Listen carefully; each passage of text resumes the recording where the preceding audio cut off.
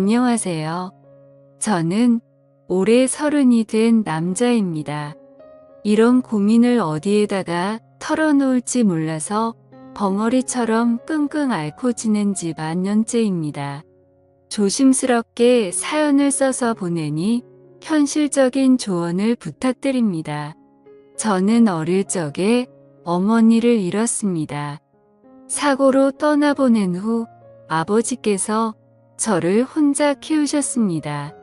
아버지는 직업 특성상 지방 전국 각지를 돌아다니며 현장 일을 하시며 저를 키우기 위해서 애써주셨죠. 저는 혼자 살 수 없으니 고모네 삼촌네 등을 전전하며 학창 시절을 보냈습니다. 그렇다 보니 어느 한 곳에 오래 머물러 있지 못해서 친구들을 사귀는 것이 무척이나 힘들더라고요. 남들이 동창 모임이나 동네 친구와 약속을 잡고 만나는 모습을 보면 한없이 부러워지고는 했습니다. 그런 제가 마음을 열고 친해지게 된 사람들이 있었어요. 그건 바로 동호회 사람들입니다. 저는 20살 때부터 동호회 활동을 했는데요. 다름 아닌 절약 동호회라는 모임입니다. 여타 동호회처럼 먹고 마시고 어울리는 곳이 아니라 살아가면서 절약을 하는 방법에 대해 논의하고 정보를 나누는 곳이었죠. 이렇게 현실적인 동호회 활동을 하게 된 이유는 바로 가정환경 때문이었습니다. 아무리 아버지께서 타지에서 돈을 벌어 보내주신다 해도 그 돈이 넉넉할 수가 없었거든요. 게다가 언제까지고 아버지 신세를 지면서 살 수는 없었기 때문이죠. 그래서 대학 진학도 그런 이유로 포기를 하게 되었습니다. 솔직히 저는 공부하는 것이 무척 즐거운 사람이거든요. 무언가를 배운다는 것은 언제나 흥미롭고 제게는 행복한 일이었습니다. 그래도 그 모든 것을 누릴 수 있는 여건이 갖춰진 사람이나 배움을 계속 이어가는 것이지 저 같은 사람에게는 꿈 같은 신기루였습니다. 20살이 되자마자 저는 별의별 일을 다 했던 것 같네요. 물론 고등학교 때부터 아르바이트는 시작했습니다. 학생일 때에는 법적인 사항 때문에 일할 수 있는 종류의 제약이 적어서 큰 돈을 벌지 못했어요. 그런데 성인이 되자마자 제가 지원할 수 있는 일들이 무척 많아서 신이 났습니다. 노가다부터 식당일 그리고 택배 상하차까지 안 해본 일이 없는 것 같네요. 그렇게 다양한 일을 하던 중 이렇게 여러 가지 일을 이것저것 하다가는 전문적인 노하우를 쌓는 게 어려울 것 같다는 생각에 좀 더 세분화된 일을 해보기로 마음먹었습니다. 그렇게 제가 집중해서 일을 하게 된 것이 바로 요식업이었죠. 일을 시작한 초기에는 간단한 주방 보조도 했는데 아침 일찍부터 재료를 다듬고 점심 저녁에는 배달을 하며 식당에서 일을 하기 시작했습니다. 이후 주방에 있는 시간을 점차 늘리게 되었습니다. 그러면서 점점 정식 주방 보조로 승격하게 되었죠. 바쁘게 일을 하던 중에도 동호회 활동을 게을리 하지 않았습니다. 그러던 어느 날 동호회에 새로운 여자 회원이 들어오게 되었죠. 상냥한 말투와 부드러운 인상, 그리고 웃을 때 눈이 초승달처럼 변하는 모습에 확 끌리게 되었습니다. 게다가 입술 위에 있는 점이 돌아가신 어머니와 똑같은 곳에 위치해 있어서 더욱 시선을 빼앗기게 되었죠. 그녀가 동호회에 들어오게 된 계기는 저와 비슷했습니다. 최근에 아버지께서 돌아가셔서 집안이 힘들어져 조금이라도 절약하고 살기 위해서였습니다. 전 어릴 적부터 뼈저리게 느껴온 그 기분을 그녀와 나눌 수 있다는 사실에 더욱 설렜어요. 그렇게 우리는 천천히 물들듯 가까워져 갔습니다. 남들은 주말에 영화관 데이트를 하거나 동물원에 가는 등 돈을 쓰는 데이트를 하면서 연애를 한다고 하지만 우리는 색달랐습니다. 둘이 같이 단기 알바에 지원해서 행사 판촉을 한다거나 결혼식장 웨딩홀 서빙 아르바이트를 하면서 시간을 함께 보냈습니다. 식사 시간에 밥을 먹으며 오늘 하루도 뿌듯하게 돈을 벌었다며 서로를 북돋아주고 행복한 나날들을 보낼 수 있었습니다. 나처럼 마음이 잘 맞는 여자를 만났다는 사실이 무척 기뻤습니다. 행복한 우리와 달리 그녀의 어머니 즉 예비 장모님은 그리 기뻐하시지 않았습니다. 처음부터 대놓고 저를 마음에 들지 않아 하셨습니다. 엄마 없이 자란 사람은 정이 없다는 둥, 아버지의 직업이 마음에 안 든다는 둥 여러 점을 꼬집으며 저를 싫어하셨습니다. 그래도 그녀와 저는 꿋꿋이 정을 이어나갔습니다. 결국 자식 이기는 부모 없다는 말처럼 결국 예비 장모님은 두 손 두 발 드시게 되었죠. 마지못해 저를 받아주긴 했다만 사사건건 시비를 거시는 게 느껴졌습니다. 집에서 가구를 옮겨야 하는데 허리가 아프다는 말에 불이 나게 달려갔더니 온 집안의 가구 위치를 바꾸게 하셨고 쉬는 날 굳이 불러내셔서 이불 빨래를 시키기도 하시더라고요. 아끼고 사느라 차를 장만하지 않았는데 누구네 사위는 차도 있고 어딜 태워다 주기도 하는데 우리 사위는 그깟 차도 없다고 매일같이 노래를 부르셨습니다. 참다가 마지못해 중고차로 경차를 장만했더니 그것마저도 싸구려 조그만한 차를 샀다고 흉을 보시더라고요. 이런 경차로 우리 딸 데리고 다니다가 사고 나면 바로 큰일 나겠다며 투덜거리셨습니다. 그런 예비 장모님의 모습에 집사람은 그만 좀 하라고 말렸지만 그것도 그때뿐이었죠. 어김없이 매번 저를 만날 때마다 꼬투리 잡을 곳은 없나 살피셨습니다. 솔직히 그렇게 구박을 들을 때마다 이 결혼을 꼭 해야 하나 갈등이 되었습니다. 그래도 한없이 사랑스러운 여자친구를 놓치고 싶지 않았습니다. 게다가 우리는 이미 동거를 하고 있었기에 사실혼이나 마찬가지였어요. 저는 제가 일하는 식당 앞에 투룸을 얻고 있었습니다. 여자친구는 다른 지역에서 자취를 하고 있었는데 일하는 회사가 저희 집에서 그리 멀지 않았거든요. 그래서 우리는 이렇게 양쪽 집값을 낼 바에는 하나로 합치자고 생각이 들었고 합치는 게 낫지 않을까 많은 대화를 나누었습니다. 그때 당시에는 우리나라 정서에 맞지 않게 동거로 시작하는 게 좀 잘못된 게 아닐까 하는 생각도 들었지만 저희가 만나게 된 계기가 절약하는 동호회인 만큼 돈에 대해서는 민감했기에 합치기로 결심했어요. 막상 같이 살게 되면 다툰다고 하지만 우리는 그 모든 게 행복했습니다. 생각보다 싸울 일도 거의 없었어요. 서로 배려하며 맞추고 지냈고 생활 습관도 잘 맞았습니다. 요리와 청소 등 집안일 배분도 알맞게 되어서 아무런 문제 없이 행복한 시간을 이어갈 수 있었죠.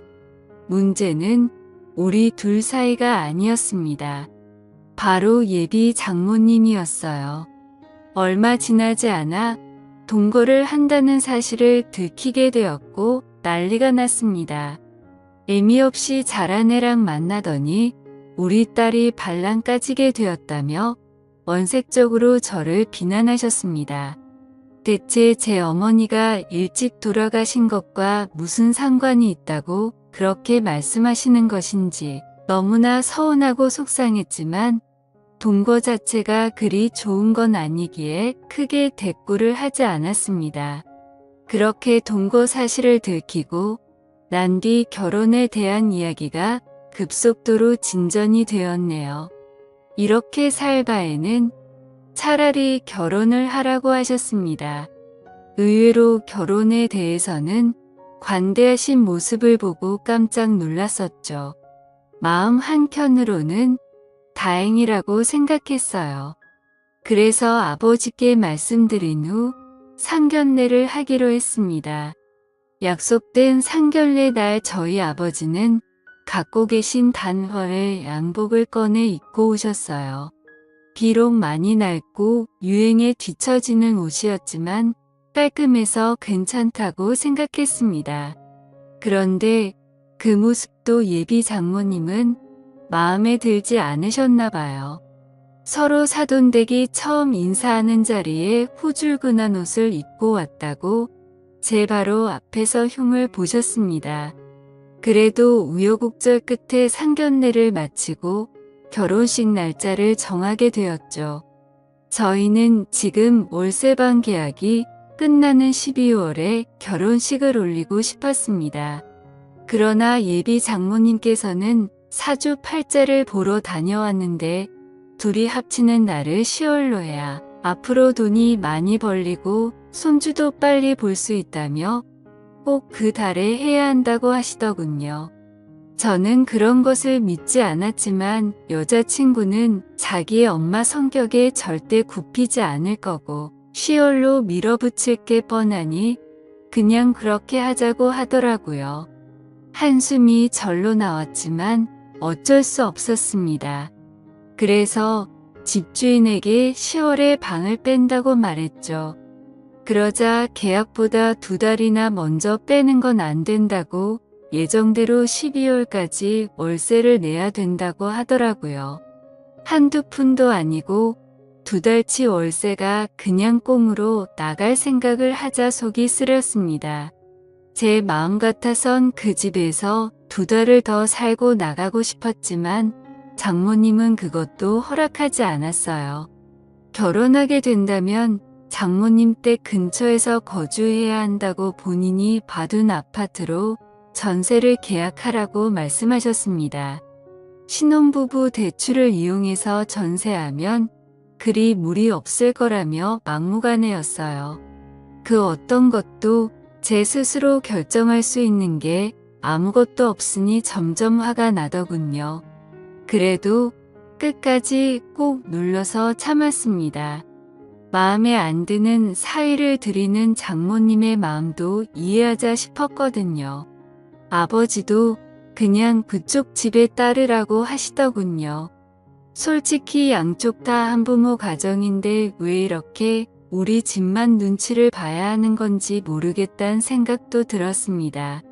단순히 저희 어머니께서 돌아가신 지가 더 오래되었다는 이유로 그런 건지 답답해 미칠 것 같았습니다. 어쨌든 10월에 결혼식을 올리기 위해 예식장을 알아보기 시작했습니다. 식장은 저희가 마음에 드는 곳으로 하라고 하셔서 이리저리 알아본 결과 일정이 빠듯해서 몇 군데 없더라고요. 그중 식사가 제일 맛있게 나오는 웨딩홀로 예약을 했습니다. 그렇게 결혼 당일 많은 분들이 오셔서 축하해 주셨어요.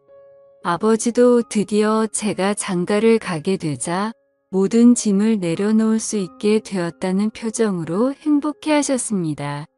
그런 아버지의 표정을 보니 저도 모르게 눈물이 찔끔 나왔었죠. 한평생 저를 키우기 위해서 고생하신 아버지의 투박한 손이 보였습니다. 그렇게 나름 감동적인 식을 마친 후 인사를 드리러 다니는데 장모님의 표정이 별로 좋지 않더군요. 무슨 일이 있었나 집사람이 여쭤보니 친척 중 한 명이 교통 불편한 곳에 식장을 잡았다고 흉을 봤다고 하더군요. 내 의견을 묻지도 않고 너네 멋대로 식장을 잡아서 내가 욕을 먹게 됐잖니. 망신도 이런 개망신이 따로 없어.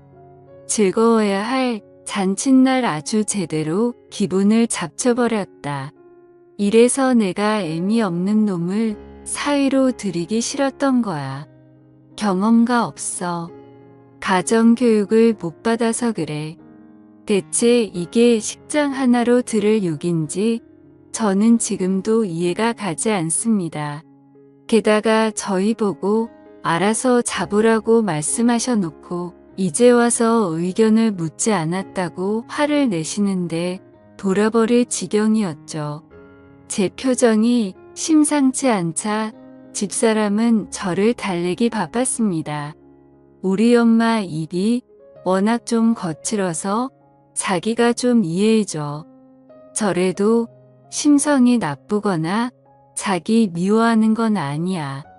다 우리 걱정돼서 하시는 말씀이야.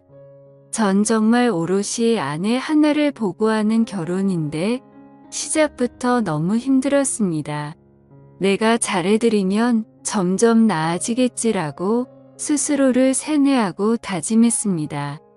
그렇게 악몽 같은 신혼생활이 시작되었죠. 장모님의 성화에 모시겨 계약한 아파트는 생각보다 마음에 들었습니다. 지어진 지 조금 오래된 곳이었지만 방이 무려 3개나 되어서 행복했습니다. 제일 큰 방은 안방, 작은 방 하나는 서재처럼 쓰고 또 하나는 미래의 아기 방으로 쓰면 되겠지 싶었습니다. 그렇게 행복한 꿈에 젖어서 인테리어를 하나하나 꾸며 나가던 중 황당한 일이 벌어졌습니다. 퇴근하고 오니 난감해하는 집사람 옆에 장모님이 앉아 계시는 것입니다. 장모님 어쩐 일이세요? 연락도 없이 아무 생각 없이 건넨 말에 장모님은 팍 쏘아붙이며 화를 내셨어요. 내가 내 딸 집에 오는 건데 굳이 연락을 하고 와야 되니? 제가 낸 돈으로 장만한 집인데 딸 집이라고 하시니 조금 무안했지만 우리 부부의 집이니 그 말도 아예 틀린 건 아니라 가만히 있었습니다. 그런데 제 눈에 띈 다른 점이 있었습니다. 아기방으로 꾸미려고 텅 비워놓은 3번째 방에 이불 보따리와 캐리어 3개가 들어가 있는 겁니다. 대체 이게 뭐냐고 황당해하며 물으니 믿을 수 없는 대답이 돌아왔습니다. 오늘부터 내 방으로 쓸 거야. 내가 순간 잘못 들었나 싶어서 아내를 쳐다보니 집사람은 아무 말도 하지 못하고 땅만 바라보고 있더군요. 너네 곧 애 낳을 건데 대체 누가 돌볼 거야? 내 딸 고생하는 모습 보니 차라리 내가 도와주려고 하네. 그래서 미리 들어와 있는 건데 자넨 그게 싫은가? 내가 싫은 건가? 아니면 내가 우리 딸 돌봐주는 게 싫은 건가? 둘 중 어느 것이라고 해도 자네가 너무 이기적인 건 아닌가? 애 낳고 몸 고생하는 내 딸에게 자네가 뭘 해줄 수 있다고 그렇게 유사야. 대체 무슨 논리인지 이해도 가지 않았지만 장모님의 우김을 아무도 말릴 수 없었습니다. 벌써 장모님 댁은 부동산에 내놓았다는 말에 입이 떡 벌어졌지만 그렇다고 밖으로 내쫓을 수도 없어서 반강제적으로 셋이 함께 살게 되었습니다. 그렇게 지옥 같은 날들이 시작되었던 거죠. 아침 일찍 일어나지 않으면 그렇게 게을러서 우리 딸을 어떻게 먹여 살릴 거냐고 구박하셨고 샤워하는 동안 물을 3개 틀어놨다고 땅 파서 돈이 나오냐고 낭비가 심하다고 화를 내셨습니다. 장모님은 그냥 내가 숨을 쉬는 것 자체도 불만이지 않으실까 이야기를 하니 집사람은 웃으며 그건 말도 안 된다고 하더군요. 나는 속이 썩어 들어가는데 집사람은 그냥 엄마가 까칠하다고만 넘겨버리니 저만 이상한 놈 되는 것 같았습니다. 그런데 문제는 그뿐만이 아니었어요. 장모님이 자꾸 우리를 엿보는 것 같았습니다. 정확히 말하자면 우리가 아닌 저를 말입니다. 처음엔 자의식 과잉인가 싶었지만 날이 갈수록 점점 뚜렷해지고 심해지는 모습에 식은땀이 절로 흘러나오더군요.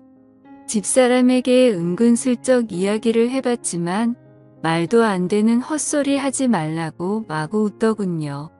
전 진지하게 정말 장모님이 날 자꾸 엿보신다고 하니 자기 엄마를 이상한 사람으로 만든다고 오히려 저에게 화를 내기 시작했습니다.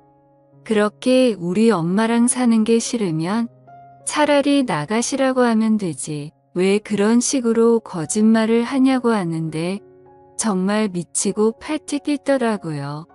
처음엔 별일이 아니었습니다. 퇴근 후 옷을 갈아입으려는데 갑자기 안방문이 벌컥 열렸어요. 화들짝 놀라서 몸을 가리니 장모님이 대수롭지 않은 듯 빨래 갖다 놓으러 들어왔다고 하셨죠. 볼 것도 없는데 뭘 가리냐고 하셔서 멋쩍게 넘겼지만 그날 이후로 매일 같이 제가 옷을 갈아입는 그 시간에 빨래를 갖다 놓으러 들어오셨습니다. 하루는 제가 문을 잠궜더니 미친 듯이 문을 두드려서 이러다 부서지겠다 싶어 황급히 열고는 했습니다. 이뿐만이 아니에요. 휴일에는 피곤해서 조금 늦잠을 자고 싶어서 잠을 자고 있으면 저를 깨운다는 명목으로 이불을 걷어 젖혀버립니다. 전 아직까지 혈기왕성한 시기라서 아침이면 신체적인 반응이 일어나 있는데 그 모습을 빤히 쳐다보고 계시는 겁니다. 너무 당황해서 서둘러 가렸더니 딸만 키워서 처음 보는 광경이라서 눈을 실수했다고 하시는데 저는 할 말이 없더군요. 또한 소파에서 낮잠을 자고 있는데 뭔가 기분이 이상해서 일어나 보니 장모님 손이 제 몸에 손을 대고 있는 겁니다. 깜짝 놀라서 뭐 하시는 거냐고 물어보니 제가 잠을 자면서 막 헛소리를 하고 식은땀을 흘리길래 열이 있나 어디 아픈 건가 싶어서 열을 재려고 했다고 하시더군요. 보통 열을 재는 것은 이마에 손을 대지 않습니까? 그런데 제 복부에 손을 대고 있었으니 이건 정말 이상하다고 느낄 수밖에 없었습니다. 그러던 중 제가 정말 정색을 하고 화를 낸 적이 있습니다. 화장실도 제가 씻을 때 가끔 불쑥 문을 여시길래 항상 습관적으로 잠궈놓고 씻기 시작했습니다. 그러던 어느 날 퇴근 후 씻으려고 화장실에 들어갔는데 문 손잡이에 잠금 버튼이 없는 겁니다. 황당해서 이리저리 둘러봐도 없길래 물어봤더니 집사람 말로는 장모님이 공구로 뽑았답니다. 대체 이걸 왜 뽑았냐고 어이가 없어서 여쭤보니 요즘 TV를 보다가 안 좋은 이야기를 들었답니다. 연예인들이 가끔 우울증이 오면 그렇게들 화장실에서 안 좋은 선택을 한다며 잠겨 있으면 구조하기 힘들어서 골든 타임을 놓친다고 그걸 방지하기 위해서 화장실은 잠금 장치가 있으면 안 된다고 하더군요. 그 말에 어이가 없어서 황당한 표정을 하고 있는데 집사람은 오히려 장모님의 말을 신뢰하는 모습이었죠. 아내는 똑소리 나는 여자인 줄 알았는데 자기 엄마의 말이라면 저렇게 맹목적으로 믿고 있다니 참 아이러니했습니다. 더 이상 이 집에서는 마음 놓고 편히 씻지도 못하겠다는 생각에 사로잡혔습니다. 이 이야기를 사연에서 처음 털어놓는 건 아닙니다. 직장 동료에게 제 이야기가 아닌 마치 다른 사람 이야기처럼 조심스럽게 물어봤더니 그런 장모가 어디 있냐고 지어내지 말라고 웃더군요. 아무도 믿어주지 않을 것 같아서 저도 어쩔 도리가 없었습니다. 점점 집에 들어가기 싫어지고 밖에서 시간을 보내는 날이 늘어났습니다. 한 번도 그런 적 없는데 제가 방황을 하자 집사람은 오히려 제가 밖에서 여자를 만나고 있는 것이 아닌지 의심을 하더군요. 겨우 아니라고 설득을 했지만 이대로는 못 살 것 같다고 느꼈습니다. 그러다 드디어 대망의 사건이 일어나게 되었죠. 장모님과 함께 살고 있어도 아직 우리는 신혼이기에 조심스럽게 달달한 시간을 가지고 있었습니다. 그날도 조용히 시간을 보낸 후 숨을 돌리고 있었습니다. 집사람이 먼저 화장실에 씻으러 갔고 저는 침대에 누워 있었죠. 그런데 갑자기 찰칵 소리가 들리는 겁니다. 화들짝 놀라서 일어났는데 황급히 자신의 방으로 들어가는 장모님의 모습을 보았습니다. 저는 그 광경에 이성을 잃고 장모님의 방으로 정신 나간 사람처럼 쫓아갔습니다. 제 그런 반응을 예상하지 못했는지 장모님은 당황해서 소리를 지르시더군요. 저는 아랑곳하지 않고 장모님의 휴대폰을 뺏었습니다. 소란스러운 소리에 집사람은 샤워를 하다가 뛰쳐나왔고 장모님과 대치하고 있는 저를 보고 화를 내기 시작했습니다. 자기 엄마 앞에서 뭐하는 짓이냐 말이죠. 저는 집사람에게 모든 사실을 이야기했습니다. 내 말이 믿겨지지 않으면 지금 바로 장모님 휴대폰 속 사진첩을 열어보자고 했습니다. 비밀번호로 잠겨 있어서 확인할 수 없으니 지금 눈앞에서 비밀번호를 부르라고 했죠. 집사람도 처음엔 믿지 않았지만 제가 이토록 화를 내는 건 처음 보았기에 그렇게 하자고 장모님을 설득했습니다. 그런데 장모님은 입을 꼭 다물고 이야기를 하지 않으셨습니다. 자신은 억울할 뿐만 아니라 핸드폰을 보여줄 의무가 없다며 우기는 장모님의 모습에 집사람은 제발 알려달라고 애원했습니다. 안 그러면 평생 엄마를 안 볼 거라고 화를 내는 집사람의 모습에 장모님은 할 수 없이 비밀번호를 말했습니다. 핸드폰을 열자마자 사진첩에 등장한 사진은 제 예상대로였습니다. 장모님의 휴대폰 사진첩 속 사진에는 방금 전까지 누워있는 제가 적나라하게 찍혀 있었죠. 대체 이런 걸 왜 찍었냐고 오열하며 묻는 집사람에게 장모님은 말도 안 되는 변명을 또 하기 시작했습니다. 아니 무당이 말하길 부부가 사랑을 나눈 직후 신랑을 사진으로 찍으면 아들을 갖는다고 하더라고. 난 무당이 시킨 대로 한 것뿐이야. 이번 일은 집사람도 장모님의 편을 들지 않았죠. 차마 모녀 관계를 끊을 수 없으니 그냥 이 집을 나가달라고 이야기했습니다. 그날 이후 우리 셋의 관계는 싸늘해졌습니다. 집사람은 장모님을 소닥보듯 무시하고 지냈고 장모님은 자신과 딸 사이를 멀어지게 했다며 오히려 저를 원망했습니다. 또한 자신의 집은 이미 팔렸으니 지낼 곳을 마련해주지 않으면 안 나갈 거라고 우기는 장모님 때문에 저는 또다시 돈을 들여서 집을 구해드려야 할 판입니다. 앞으로 저는 이런 장모를 모시고 집사람과 평탄하게 살아갈 수 있을까요? 그렇다고 저 하나 때문에 하나뿐인 모녀 관계를 끊으라고 할 수도 없어서 대체 어떻게 해야 할지 모르겠습니다. 좋은 의견 댓글로 남겨주시면 감사하겠습니다. 긴 사연 들어주셔서 감사합니다.